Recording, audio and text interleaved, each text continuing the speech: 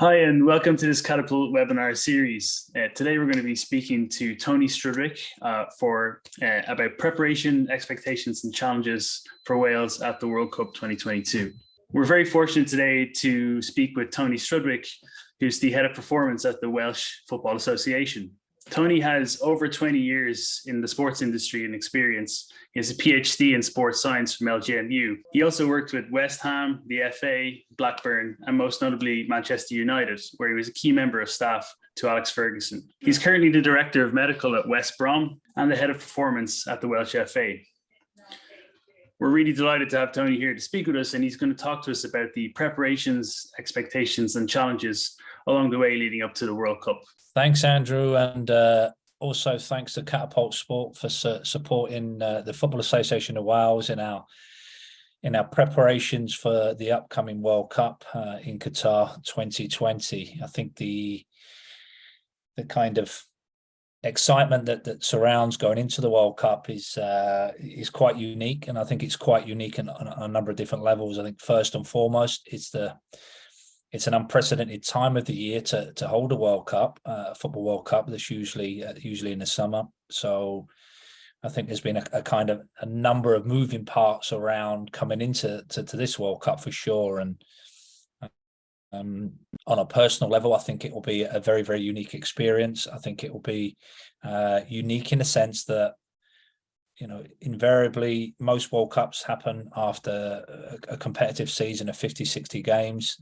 Now we've got players coming into this World Cup at around 20, 25 games. So we're hoping to see a freshness of squads. We're hoping to see some kind of innovative tactical strategies in how we manage 5 substitutes and how we manage a big squad. But I think the net result will be really a kind of platform for the best players in the world to be participating, a very, very good time of the year. So coming on to my presentation today, and again, just to thank the Catapult guys again for having me on. I'll give a brief background of my career, and then I'll jump straight into looking at the sports science model, really that's specifically really talking about the international experience, not necessarily the clubland, although there will be some kind of narrative around how the club interacts with the club, because invariably it's the players are owned by the clubs and supported by the clubs, and we loan them at different periods throughout the year, and we try and maximize the performance with us.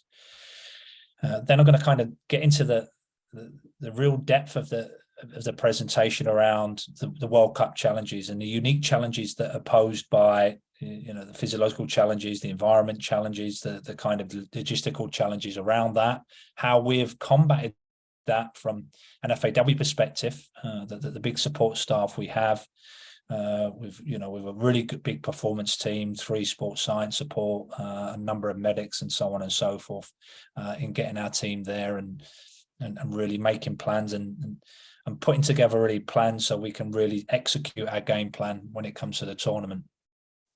Then I'm going to kind of jump onto some of the previous learnings from previous tournaments. And I think as an organization, the FAW has certainly grown in the last 10, 15 years with a number of different coaches, and the organization's grown by the fact that we have achieved and reached major tournaments, and we've reached the latter stages of major tournaments, which that in itself adds to the kind of performance intelligence within the FAW. And then finally talk a little bit around technology innovation and where I see maybe some competitive advantages can be gained.